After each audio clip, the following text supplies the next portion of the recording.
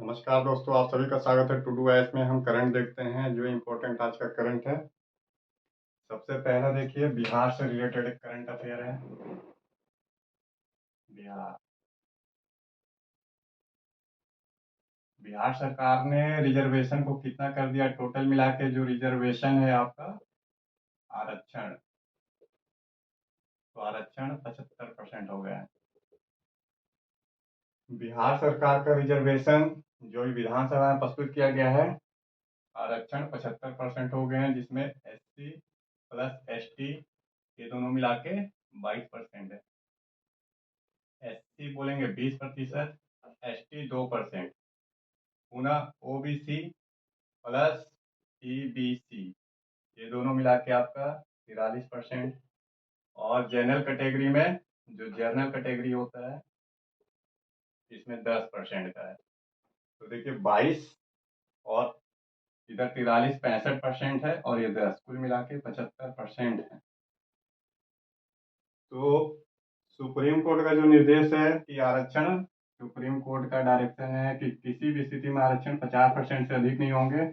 और EWS का जो मामला है कि अतिरिक्त जो EWS को 10% आरक्षण दिया गया है, यह किसी भी तरीके से जो ये वर्ग हैं SC ST OBC के आरक्षण को प्रभावित नहीं करता है।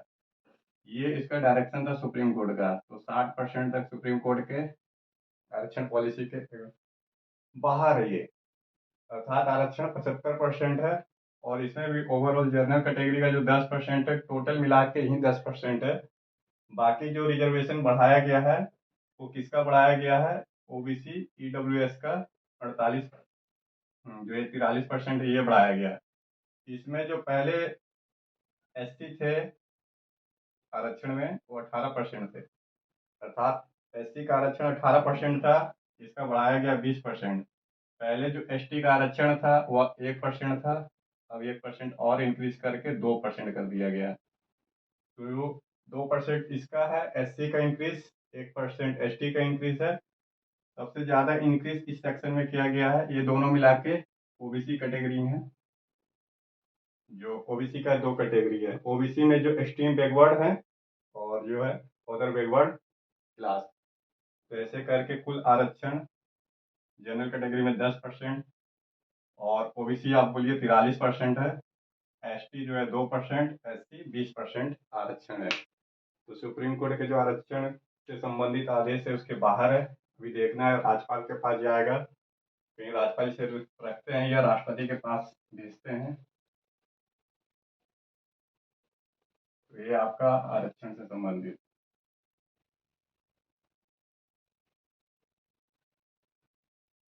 एक देखिए आपका है चाइना से रिलेटेड, कि चाइना लगातार अपने हरकतों से बाज नहीं आ रहा है।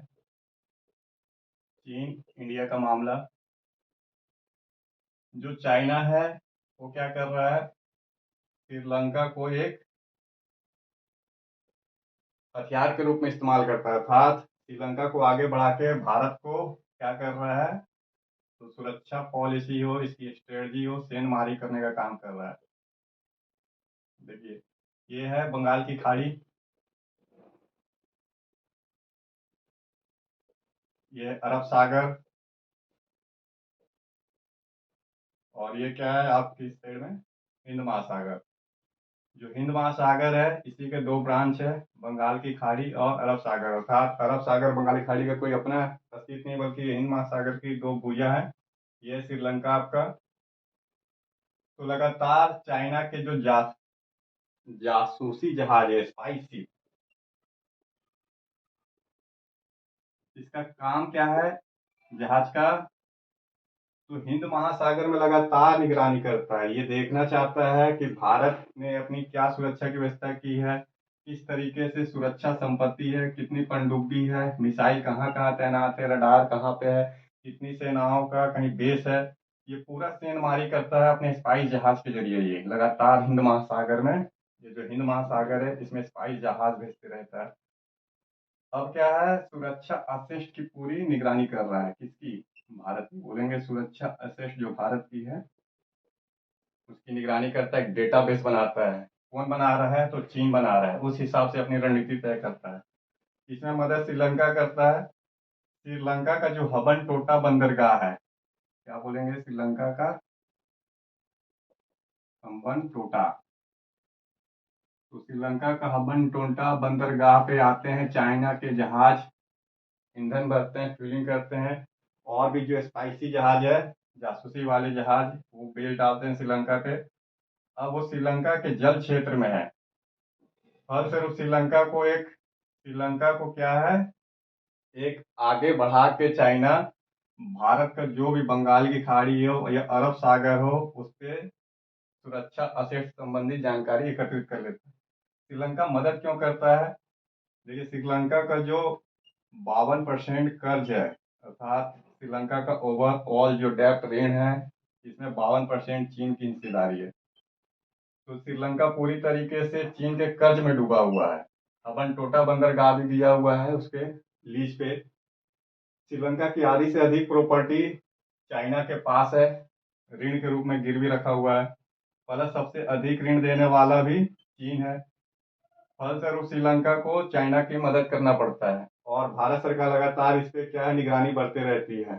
तो भारत की सुरक्षा, जो तट वाला इलाका है, वह सेंधमारी के जरिए चाइना कमजोर करना चाहता है। और भारत सरकार लगातार रडार के माध्यम से, अपनी सैन्य सुरक्षा बलों के माध्यम से इस पे निगरानी करते रहती है। श्रीलंका को बार बार तलब करती है अपनी हरकतों से बाज आ जाए। और श्रीलंका भी बार बार यही प्रॉमिस करते रहता है कि किसी भी स्थिति में भारत की सुरक्षा को खतरे में नहीं डालेंगे। श्रीलंका कभी ऐसा कोई हरकत नहीं करेगा कि भारत की संप्रभुता खतरे में आए। तो मामला ये है। लेकिन आज का जो मामला है इससे बढ़कर है कि जो सुरक्षा एजेंसियां हैं, उनका कहना है कि चाइना सिर्फ सुरक्षा अशेष तक ही सीमित नहीं है कि भारत ने कितनी पनडुब्बी मिसाइलें तैनात की है, रडार कितने, बेस कितने, सिर्फ यहीं तक मामला नहीं है, बल्कि मामला अब यहाँ पे है मन्नार की खाड़ी का। क्या बोलेंगे, मन्नार की खाड़ी का। देखिए, मन्नार की खाड़ी, अब यहाँ पे आपको नोट डाउन करना होगा, कहीं से निकलते हैं। जो मन्नार की खाड़ी है, भारत और श्रीलंका के बीच में है, पाक स्टेट से।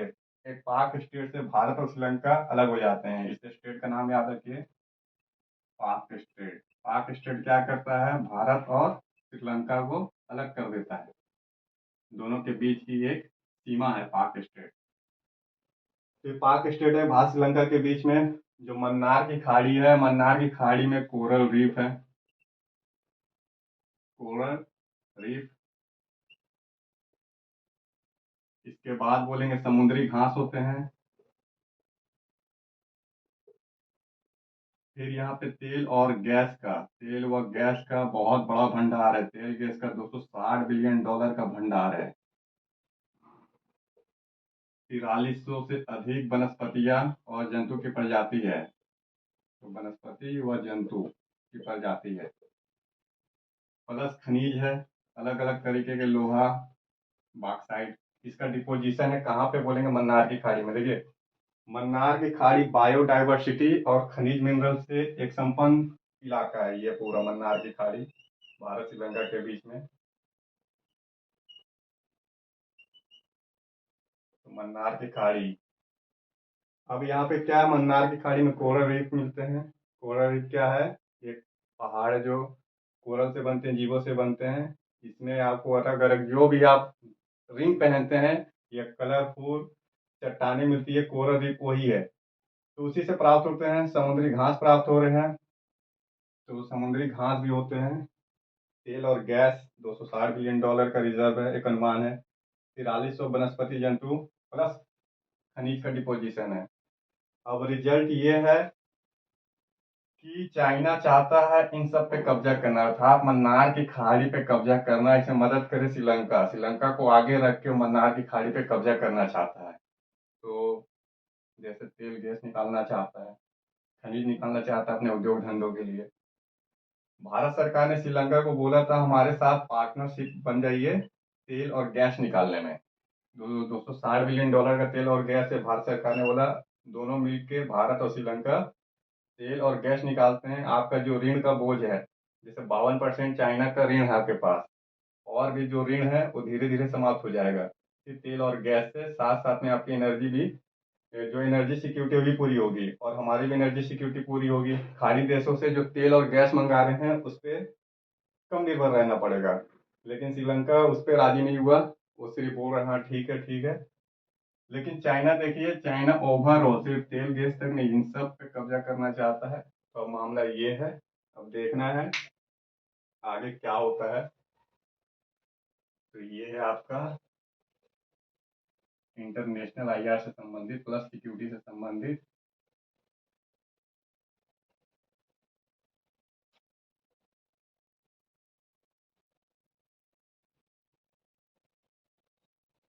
अब देखिए यहाँ पे लैब ग्राउंड डायमंड है, क्या बोलेंगे, लैब ग्राउंड डायमंड, हीरा, इसको बोलते हैं लैब ग्राउंड डायमंड, अर्थात ऐसा हीरा जो कि लैब में बने।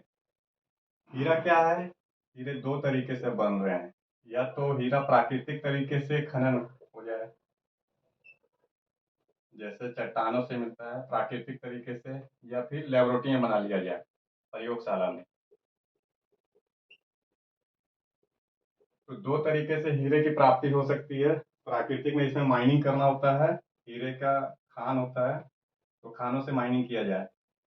और दूसरा क्या है, सेम हीरे की क्वालिटी प्रयोगशाला में बनाया जाए, तो इसे जो प्रयोगशाला में बन रहे हैं इसे लैब ग्राउंड डायमंड कहते हैं। अब यहाँ पे देखिए लैब ग्राउंड डायमंड, इसकी भी सेम विशेषता है जो हीरे की है, अर्थात ये भी चमकते हैं, इसकी कठोरता घनत्व सेम है, घनत्व कठोरता, लाइट भी देते हैं, ये सेम विशेषता है जो इसकी विशेषता है। बस ये बनते कैसे हैं, प्रक्रिया, ये प्रक्रिया आपसे पूछेगा कि बनते कैसे हैं, प्रोसेस, बनने का प्रक्रिया, ये बनेंगे, बोलेंगे अत्यधिक, अत्यधिक दाब व अत्यधिक ताप से। तो किसको दे रहे हैं ताप और दाब, जो हीरा है कार्बन का अप्रूफ है, क्या बोलेंगे, कार्बन का अप्रूफ, कार्बन से ही हीरा ग्रेफाइट बनते हैं, इसके दो अप्रूफ है कार्बन के, एक हीरा व ग्रेफाइट। तो जो कार्बन है, कार्बन हीरा में बदल जाता है, और कार्बन ग्रेफाइट में भी कब बदलता है, जब अत्यधिक ताप और दाब दिया जाए। अगर ये दोनों अत्यधिक ताप और दाब दिया जाए तो जो कार्बन है, कार्बन का बॉन्ड बनता है, उसके बाद वो हीरे में कन्वर्ट हो जाएगा। दूसरा प्रक्रिया है, इसे क्या बोलते हैं, तो carbon vapour deposition, sorry chemical है, कार्बन नहीं है, केमिकल वेपर, अर्थात रासायनिक वाष्प निक्षेपण विधि से। ये दो प्रक्रिया से बनते हैं, केमिकल वेपर डिपोजिशन, रासायनिक वाष्प निक्षेपण, ये दो प्रक्रिया से बनते हैं। इसमें शॉर्टकट नाम कभी कभी पूछता है CVD का मतलब क्या है, या यहाँ शॉर्टकट नाम LGD का मतलब क्या है। तो अधिकतर जो लैब ग्रोन हीरे हैं CVD से बनते हैं, केमिकल वेपर डिपोजिशन प्रक्रिया से बनाए जा रहे हैं लेबोरेटरी में। इसके लिए मशीन रहता है, ये विशेष रूप से मशीनें डिजाइन होते हैं। भारत में 3 लाख से अधिक मशीनें हैं। अब एक बार देख लेते हैं कि अंतर कितना, प्राइस में अंतर आता है। देखिए प्राकृतिक हीरा जो है सीमित है, प्लस इसका खनन क्या है, काफी महंगा रहता है, टेक्नोलॉजी भी महंगे रहते हैं, इसलिए महंगा रहता है। अगर LGT हीरे की बात किया जाए, 1 कैरेट का दाम, हीरे कैरेट में होते हैं, 1 कैरेट का दाम है 1 लाख रुपए करंट में अभी। और वहीं प्राकृतिक हीरा जो है, नेचुरल हीरा, उसका 1 कैरेट का दाम 5 लाख रुपए है। इसका डिमांड लगातार बढ़ते जा रहा है, 1 कैरेट हीरा अर्थात LGD का मांग बढ़ते जा रहा है। और जो प्राकृतिक हीरे हैं वो महंगे हैं, अभी भी इससे 4-5 गुना अधिक महंगे हैं। तो प्राकृतिक हीरा अगर 1 कैरेट चाहिए तो 5 लाख, और LGD 1 carat 1 lakh, same quality विशेषता है, पता भी नहीं कर पाते हैं लोग कि दोनों में अंतर क्या है। तो ये है। अब भारत क्या है, LGD, भारत पर मतलब जो सालाना प्रोडक्शन कर रहा है भारत, हुआ 3 मिलियन, अर्थात 30 लाख LGD का प्रोडक्शन कर रहा है। तो 30 लाख लैब ग्रोन डायमंड का प्रोडक्शन भारत करता है। भारत में दो सेंटर है बोलेंगे, मुंबई और सूरत।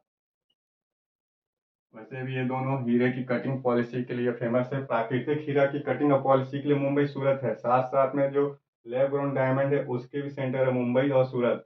जो मशीन है लैब ग्रोन डायमंड बनाने वाली मशीन है वो मुंबई सूरत में सबसे अधिक है। और पूरा वर्ल्ड में सबसे अधिक बड़ा मार्केट क्या बोलेंगे, वो है अमेरिका। अमेरिका के पास पैसा है, सब लोग डायमंड पहनते हैं। सबसे बड़ा मार्केट है यूनाइटेड स्टेट, तो लैब ग्रोन डायमंड का मार्केट है।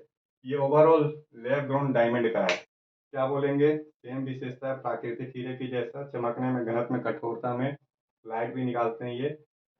अब बनते कैसे, बनने का दो प्रक्रिया को बताना होगा कैसे बनते हैं। कार्बन के दो अपरूप हैं। कार्बन को ही अत्यधिक ताप और दाब में रख दिया जाए तो लैब ग्रोन डायमंड बनते हैं। ये कार्बन पे केमिकल वेपर डिपोजिशन प्रक्रिया का इस्तेमाल किया जाए तो बनते हैं। इसके लिए एक मशीन होता है जहाँ पे पूरी प्रक्रिया अपनाई जाती है। मुंबई सूरत हब है।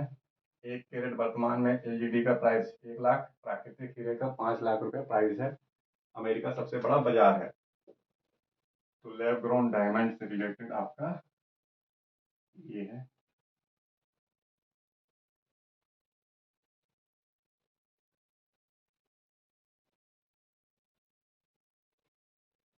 अब एक फैक्ट देखिए, जो आज का एक रिपोर्ट है,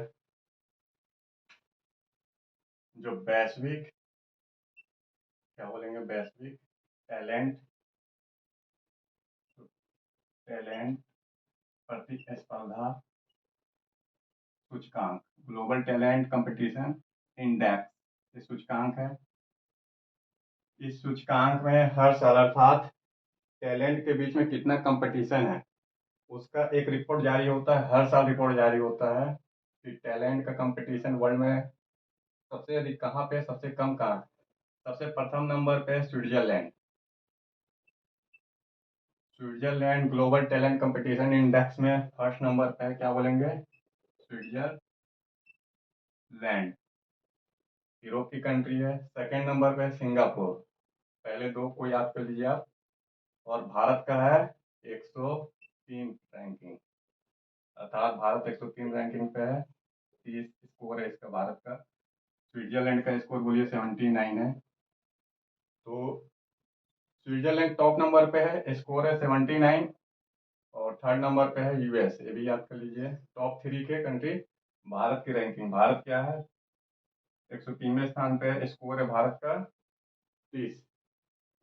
तो वैश्विक टैलेंट कंपटीशन इंडेक्स आज ही रिपोर्ट जारी हुआ है। एक रिपोर्ट है, हर साल जारी होता है कि टैलेंट के बीच में कंपटीशन में, टैलेंट को बांधने में, टैलेंट को आकर्षित करने में सबसे अधिक अव्वल नंबर का कौन सा कंट्री है, स्विट्जरलैंड। दूसरे नंबर पे सिंगापुर।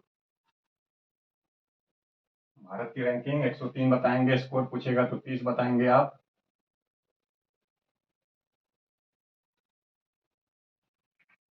अब देखिए एक थोड़ा सा एनालिसिस है, ऊर्जा के ऊपर है। ऊर्जा के ऊपर विश्लेषण है। क्या बोलेंगे, ऊर्जा के ऊपर विश्लेषण, एनालिसिस है एनर्जी। ऊर्जा के अलग अलग रूप फॉर्म होते हैं। क्या क्या फॉर्म है ऊर्जा के, ऊर्जा कैसे प्राप्त हो रही है। ऊर्जा अर्थात एनर्जी, सौर ऊर्जा, पवन ऊर्जा, फिर बिजली, जो थर्मल एनर्जी है इसको बोलेंगे ताप ऊर्जा, ताप ऊर्जा। और इसके बाद है नाभिक ऊर्जा, जल विद्युत, जल विद्युत। ऐसे करके एनर्जी के बहुत सारे और भी सोर्स हैं। यहाँ पे देखिए जो मोस्टली है, हमको उसका बात करना है। भारत में थर्मल एनर्जी सबसे अधिक, जो बिजली का प्रोडक्शन होता है थर्मल एनर्जी से प्रोडक्शन होता है। थर्मल एनर्जी में क्या बोलेंगे, तो कोयला, तेल व गैस, तेल और गैस। तो कोयला से और तेल और गैस से जो बिजली का प्रोडक्शन हो रहा है वह आपका ताप ऊर्जा है। भारत क्या है, कोयले का भारत क्या है, कोयले का प्रोडक्शन करता है और साथ साथ में जरूरत पड़ने पर कोयले का आयात भी कराता है। तो कोयले से होता क्या है आपको पता है, प्रदूषण होता है, धुआं है, राख है, ठीक है। ओवरऑल ये क्या करते हैं, प्रदूषण करते हैं।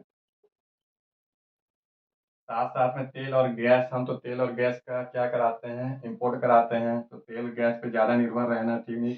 करंट अकाउंट डिफिसिट बनता है, अर्थात भारत का पैसा जो है खाड़ी देशों में या तेल वाली कंट्री पे चला जाता है, जिससे पैसे की कमी होती है। लेकिन प्रदूषण भी हो रहे हैं इससे साथ साथ, तो ये उचित नहीं है। दूसरा क्या है, कोयले का डिस्ट्रीब्यूशन कैसा है भारत में, तो आज हम इसी पे बात करना है। ये कन्वेंशनल एनर्जी के सोर्स है, परंपरागत सौर ऊर्जा और पवन ऊर्जा क्या है, रिन्यूएबल एनर्जी है। जल विद्युत रिन्यूएबल है, प्रदूषण नहीं होते इससे। सबसे बड़ा प्रॉफिट क्या, प्रदूषण नहीं होते हैं। जो आपको दिख रहा है, इसे नापी को छोड़ के सौर ऊर्जा, पवन ऊर्जा, जल विद्युत हो, या फिर आपका तरंग से प्राप्त होने वाली समुद्री ऊर्जा हो, ज्वार ऊर्जा हो, उससे प्रदूषण नहीं होते। इसमें आपको बस याद रखना है कि कोयला, तेल और गैस से प्रदूषण हो, इससे प्रदूषण नहीं होते हैं। तो ये रिन्यूएबल एनर्जी है। ये नॉन रिन्यूएबल है, अर्थात एक बार कोयला समाप्त हो जाए तो उसके बाद दोबारा इसको बनने में लाखों करोड़ों वर्ष लगते हैं, ये समाप्त हो जाती है। लेकिन ये समाप्त नहीं होंगे। सौर ऊर्जा हमेशा सूर्य जब तक चमकते रहेगा तो सौर ऊर्जा मिलते रहेंगे, जब तक हवाएं चलती रहेगी पवन ऊर्जा मिलती रहेगी, जब तक जल है तब तक जल विद्युत एनर्जी का प्रोडक्शन होते रहेगा। तो ये समाप्त नहीं होने वाले हैं, इससे प्रदूषण नहीं होता है, और इसमें निगेटिव फैक्टर अधिक है, इसमें पॉजिटिव फैक्टर है। तो एक बार हम लोग डायग्राम से देखते हैं कि विश्लेषण करना है ऊर्जा का। भारत क्या अभी भी ऊर्जा डिपेंडेंट कंट्री किस पे है, अर्थात भारत अपनी कुल ऊर्जा का जो है 50-60% ही प्रोडक्शन कर पाता है, बाकी 40% के लिए निर्भर रहता है। तो ऊर्जा में स्वतंत्र कंट्री अभी भारत नहीं है। 2047 तक टारगेट है कि भारत को ऊर्जा में डिपेंड करना है।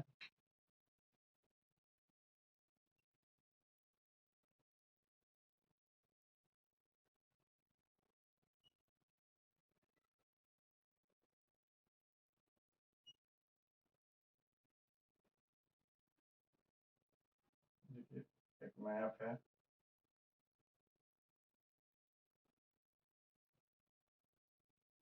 इसको सीधा देखिए।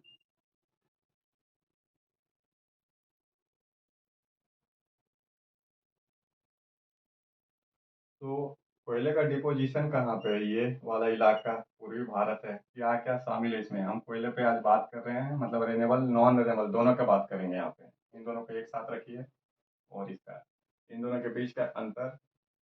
तो पूर्वी भारत में बोल रहा है कोयला होते हैं। पूर्वी भारत में कोयला क्या क्या है आपका, स्टेट वाला प्रोडक्शन करने वाला, तो झारखंड है, उड़ीसा, छत्तीसगढ़, फिर आपका एमपी में हो रहे हैं ये पोर्शन में, साथ साथ में बंगाल में, पश्चिम बंगाल में कोयला हो रहे हैं। तो आपका ये वाला इलाका जो है थर्मल, अर्थात कोयले का प्रोडक्शन के लिए जाना जाता है। यहाँ पे बड़े बड़े प्लांट हैं, थर्मल पावर प्लांट है।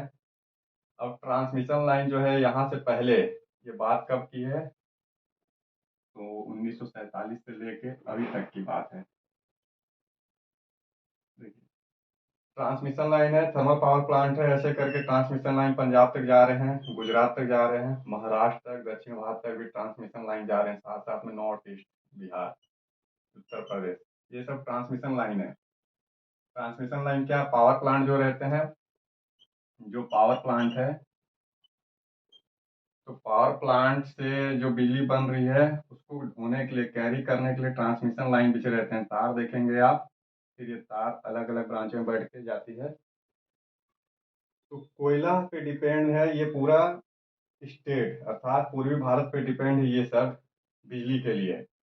लेकिन आज के डेट में क्या है कि सौर ऊर्जा, पवन ऊर्जा का डिमांड अधिक हो गया है प्रदूषण के कारण, और कॉस्ट इफिशिएंसी, अर्थात टेक्नोलॉजी बढ़ने के साथ साथ इसकी लागत कम हो रही है, इसकी लागत बढ़ती जा रही है, साथ साथ ये समाप्त भी होने के कगार पे है, और ये कभी ना समाप्त होने वाले संसाधन है।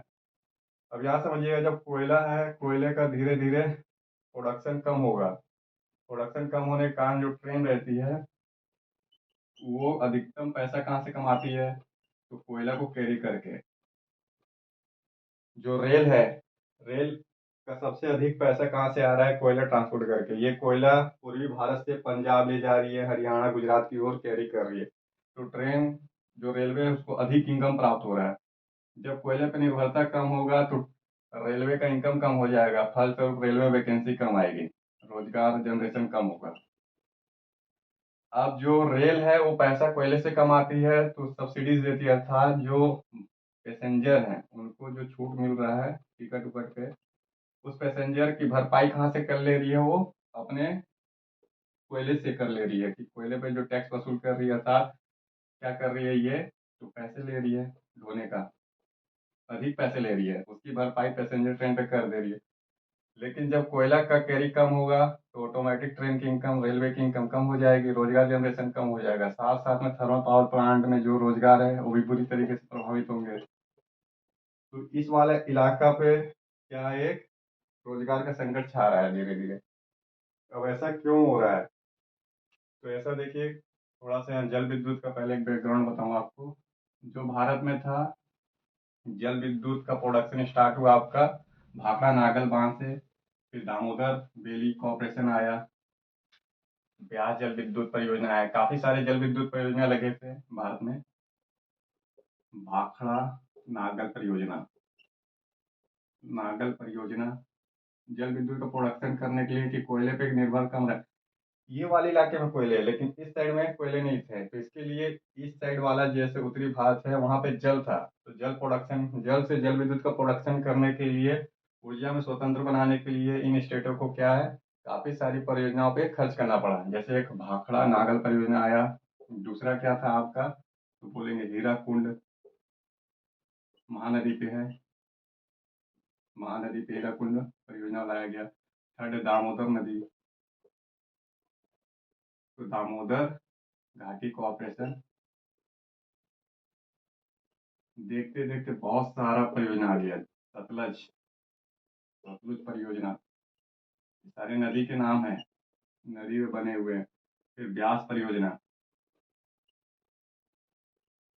तो ऐसे करके भाखड़ा नागल परियोजना, हीराकुंड परियोजना, दामोदर घाटी परियोजना, सतलुज परियोजना, ब्यास परियोजना से जल विद्युत का प्रोडक्शन होने लगा।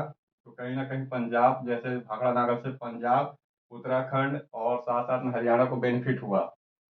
उन्हें हीराकुंड से उड़ीसा को लाभ हुआ, इधर बंगाल को लाभ हुआ, छत्तीसगढ़ को प्रॉफिट होने लगा, दामोदर से झारखंड बंगाल को लाभ होने लगा।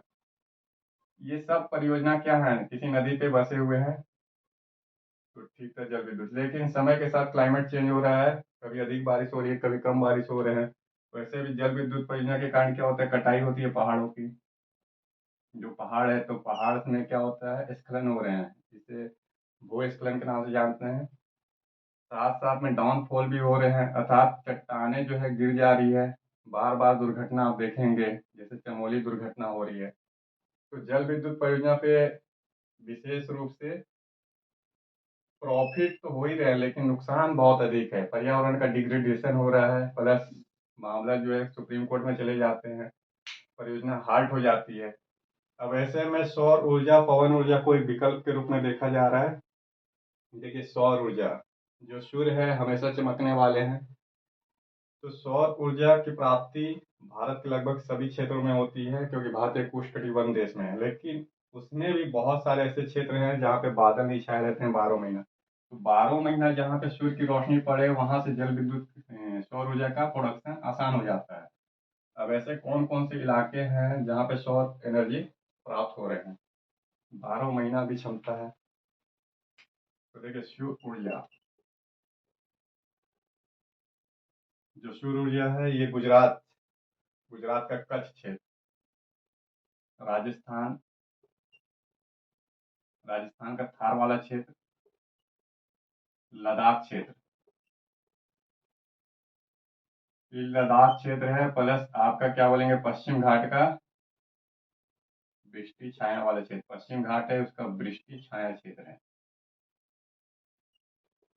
छाया क्षेत्र। जो पश्चिम घाट है आपका, ये पश्चिम घाट है,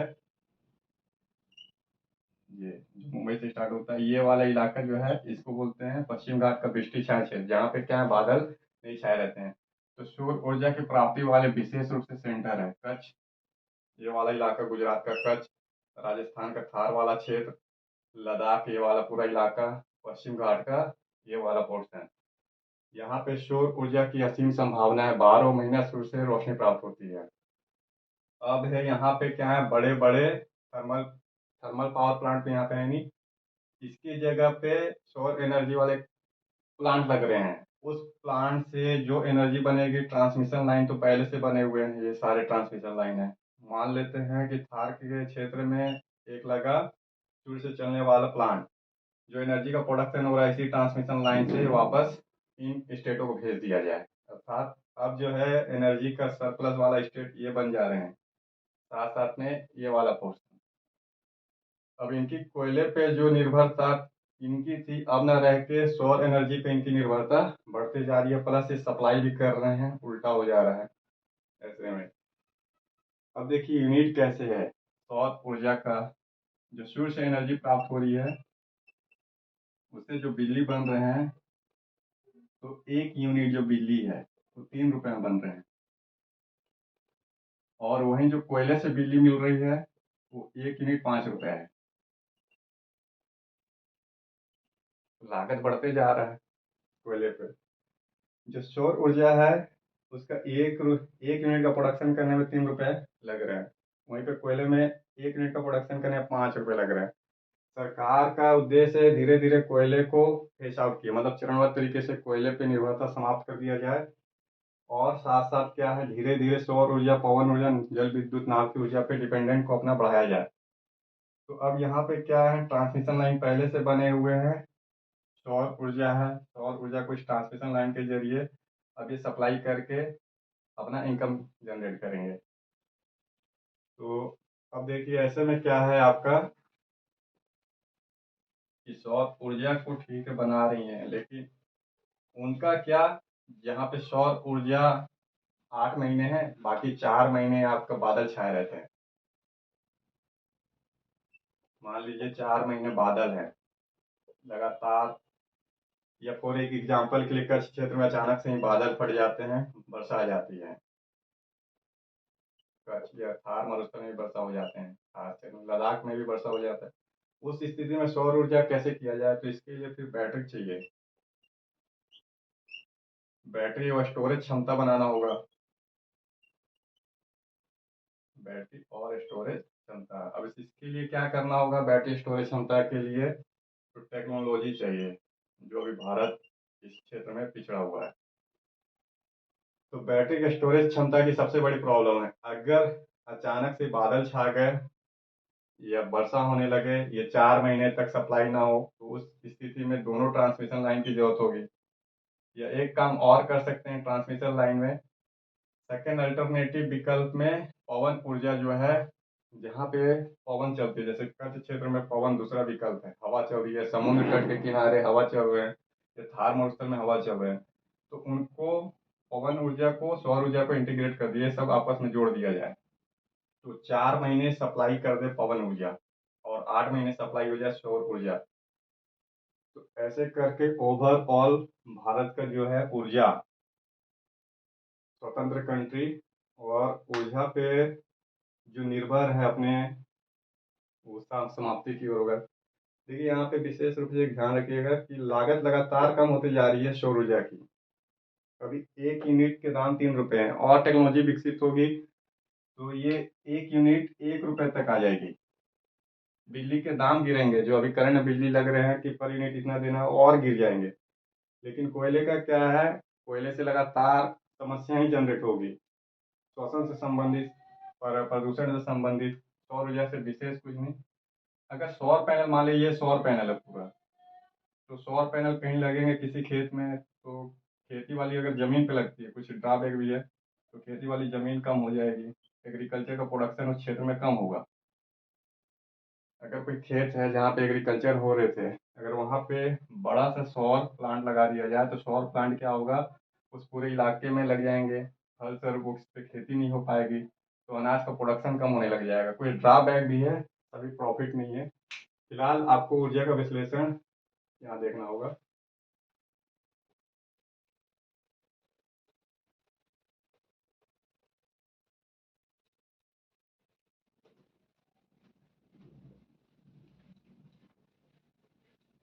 जैसे आईआर का तो भी पांचवा मान लिए। इसमें आईआर का क्वेश्चन है नाटो वर्सेस रूस। नाटो क्या है? मैंने आपको बताया सुरक्षा गठबंधन है north America treaty organise, north Atlantic है, नॉर्थ अमेरिका अटलांटिक, तो नॉर्थ अटलांटिक ट्रीटी ऑर्गेनाइजेशन अर्थात उत्तरी अटलांटिक क्षेत्र में जो क्षेत्र हैं उनसे सुरक्षा से संबंधित है।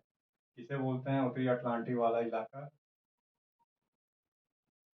ये जो आपका यूरोप है, ये जो उत्तरी अटलांटिक है,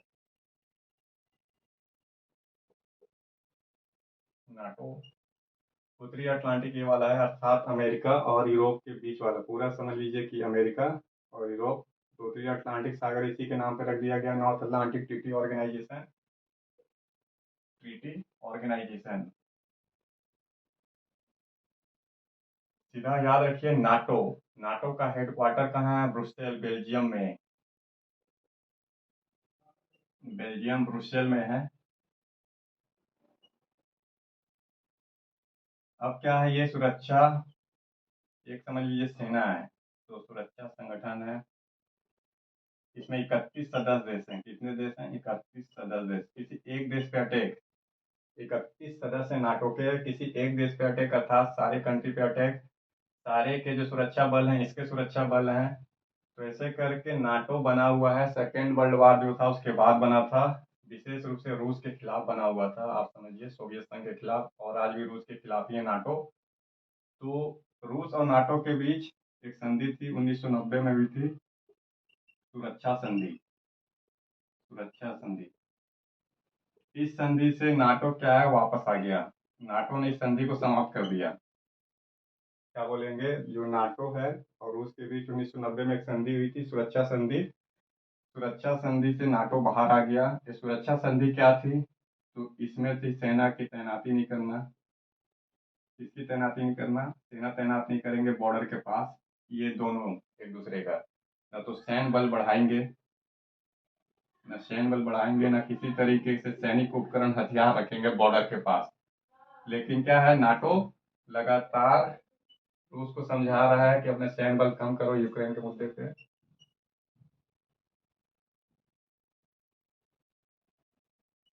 जो यूक्रेन है, यूक्रेन के मुद्दे पे लगातार नाटो, क्या बोलेंगे आप, यूक्रेन के मुद्दे पे नाटो लगातार रूस के साथ उलझ इंगेज होते जा रहा है, उलझते जा रहा है। नाटो बार बार रूस को समझा रहा है कि सेना कम करो, सैन्य बल कम करो, कम, फिर उसके बाद भी रूस न माना तो नाटो बाहर हो गया।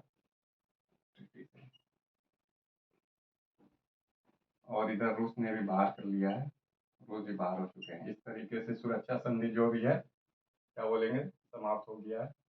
बस आपको याद रखना है, अगर क्वेश्चन पूछता है हाल फिलहाल में सुरक्षा संधि से कौन से देश बाहर आए हैं, तो आप बोलेंगे नाटो, साथ साथ में रूस, या किन दो देशों की सुरक्षा संधि थी, तो बोलेंगे नाटो और रूस के बीच। नाटो का फुल फॉर्म देख लीजिए, यही पूछ सकता है, नॉर्थ अटलांटिक ट्रीटी ऑर्गेनाइजेशन, मुख्यालय का है ब्रुसेल बेल्जियम में है, ये यहाँ पे बेल्जियम। क्या है, सुरक्षा संगठन है, 31 सदस्य इसके मेंबर हैं। क्या मेंबर है? अमेरिका, कनाडा और यूरोप के कंट्री हैं। तो ये है आपका,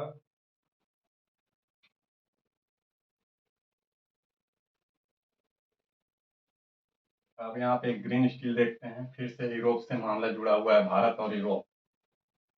आईआर का क्वेश्चन है,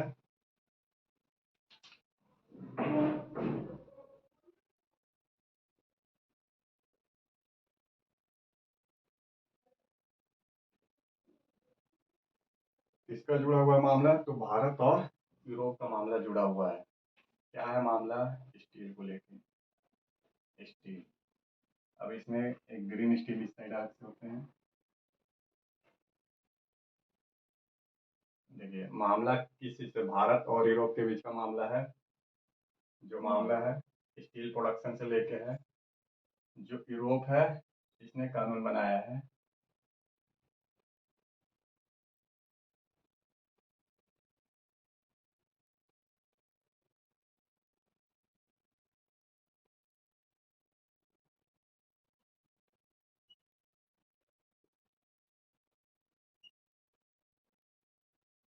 देखिए यहाँ पे बॉर्डर है, भारत और ये मामला क्या है, भारत और यूरोप के बीच का मामला है स्टील को लेके। एक साइड स्टील है, दूसरे साइड ग्रीन स्टील भी बोलते हैं। जो भारत और यूरोप हैं इंगेज हो रहे हैं, कहाँ पे मामला है, जैसे कानून बनाया है यूरोप ने, जो यूरोप यूनियन है, अभी मैंने आपको दिखाया।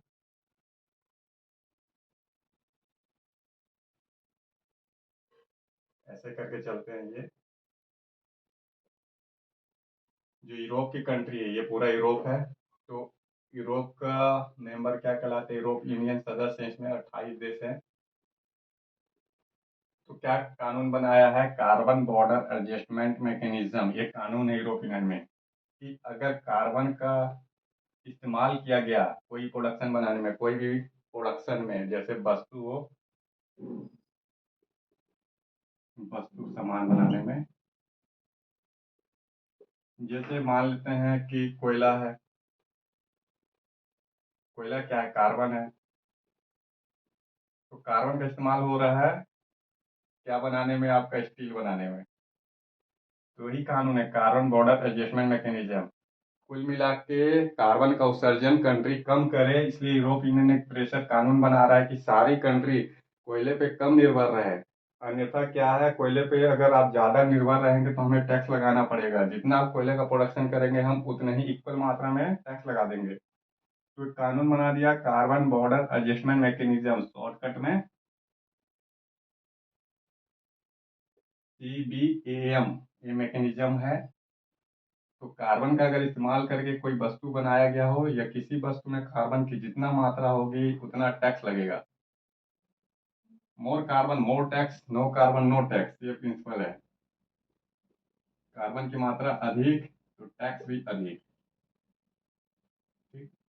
अब भारत क्या स्टील का प्रोडक्शन करता है, स्टील बनाने के लिए बिजली चाहिए। बिजली कहाँ से आती है, कोयला से। एक स्टील की कंपनी जो स्टील का प्रोडक्शन कर रही है, कैसे कर रही है, बिजली से कर रही है। बिजली कहाँ से आ रहे हैं, कोयले से आ रहे हैं। कोयला किससे बनता है, कार्बन से। फल टैक्स देना पड़ेगा इसको। और जब टैक्स देना पड़ेगा तो स्टील महंगे हो जाएंगे। जब स्टील महंगे हो जाएंगे तो यूरोप की कंट्री में स्टील नहीं बिकेंगे। तो यूरोप में स्टील की खरीदारी कौन करेगा, कोई नहीं खरीदारी करेगा।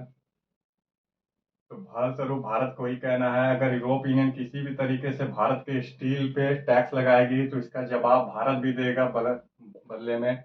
इसकी भी किसी वस्तु पे भारत क्या कर सकता है, टैक्स लगा सकता है। अगर ये 5 रुपए टैक्स लगा तो इक्वल मात्रा में भारत भी यूरोप की कंट्री पे जो वस्तु मंगा रहा है यूरोप से उस पर टैक्स लगा सकता है। जैसे हथियार मंगा रहा है उस पर टैक्स लगा सकता है, शराब आ रहे हैं तो उस पर टैक्स लगा सकता है। तो आपका मामला ये है। अब देखिए ग्रीन स्टील क्या है, अगर कार्बन का इस्तेमाल ना किया जाए, जीवाश्म ईंधन तेल गैस का इस्तेमाल ना करके, अगर जल विद्युत का, फिर इसके बाद सौर ऊर्जा का, पवन ऊर्जा का इस्तेमाल करके अगर स्टील बन रहे हैं तो उसे हम लोग बोलते हैं ग्रीन स्टील। ग्रीन स्टील क्या है कि जल विद्युत का इस्तेमाल करके स्टील बनाइए, सौर ऊर्जा का इस्तेमाल करके स्टील बनाइए, पवन ऊर्जा का इस्तेमाल करके स्टील बनाइए, तो ग्रीन स्टील होगा।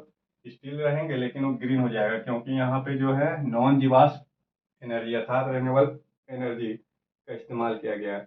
अब रिजल्ट है ग्रीन स्टील पे जो यूरोप यूनियन है ये टैक्स नहीं लगाएगी। लेकिन भारत को उसके लिए भी टेक्नोलॉजी चाहिए, उतनी एनर्जी चाहिए। अभी भारत एक विकासशील कंट्री है, अभी भारत स्टील का प्रोडक्शन करता है। भारत का भी कुछ देखिए स्टील से संबंधित टारगेट है। क्या क्या टारगेट है भारत का। भारत अभी वर्ल्ड में सेकेंड नंबर पे स्टील प्रोड्यूसर कंपनी है। चीन के बाद भारत का ही नंबर आता है स्टील बनाने में। भारत सरकार का टारगेट है 2030 तक स्टील का प्रोडक्शन कितना करना, 300 मिलियन टन करना, मिलियन टन करना। अब है यहाँ पे, अभी 161 मिलियन टन करता है। अभी अभी 161 मिलियन कर रहा है, 2030 तक 300 मिलियन टन करना है। तो स्टील का प्रोडक्शन तो कर रहा है भारत, साथ साथ में एक्सपोर्ट भी करना चाहता है। अभी भारत स्टील मंगाता है, जैसे चीन से स्टील आते हैं भारत में अभी भी, चाइना से आ रहे हैं, अमेरिका से स्टील आ रहे हैं अभी भी भारत में। प्रोडक्शन में भारत सेकंड नंबर पे, द्वितीय स्थान पे है, क्या बोलेंगे, स्टील के उत्पादन में भारत दूसरे नंबर पे है। फिर भी अभी चीन से स्टील आ रहे हैं। भारत का टारगेट है 300 मिलियन टन स्टील करना 2030 तक। अगर उस स्थिति में एक्सपोर्ट करना चाहता है, यूरोप यूनियन टैक्स लगाए तो भारत का स्टील उत्पाद और स्टील इंडस्ट्री बुरी तरीके से प्रभावित होगी। अब यहाँ स्टील बनाने के लिए कुछ फर्नेस ब्लास्ट मस्त देखिए, जैसे ये है, ये एक विशेष प्रकार की भट्टी है जिसको फर्नेस बोलते हैं। भट्टी भट्टी क्या है? भट्टी फर्नेस ब्लास्ट विशेष प्रकार के होते हैं जहाँ पे स्टील बनते हैं। तो कुछ कुछ भट्टी का नाम आप याद रखिए। ऑक्सीजन भट्टी, oxygen furnace, electricity furnace, electric furnace, अगर बिजली से बन रही है तो, इंडक्शन से बन रही है तो, संवहन से, induction furnace, blast furnace. Furnace सब याद रखिए, भट्टी है विशेष प्रकार की, ऑक्सीजन वाली भट्टी, इलेक्ट्रिसिटी वाली भट्टी, इंडक्शन भट्टी और ब्लास्ट भट्टी। अगर ये शब्द आपसे पूछे कभी कि oxygen furnace, electricity furnace, induction furnace, blast furnace शब्द किस लिए और किस उद्योग में इस्तेमाल होते हैं, आपको सीधा बोलना स्टील के लिए इस्तेमाल होते हैं। स्टील बनाने की ये भट्टी, ये विशेष आकार डिजाइन किया जाता है। ठीक है, तो बस आज के लिए इतने ही है। फिर मिलेंगे हम नेक्स्ट क्लास में नए करंट अफेयर के साथ। बस आज के लिए इतने ही।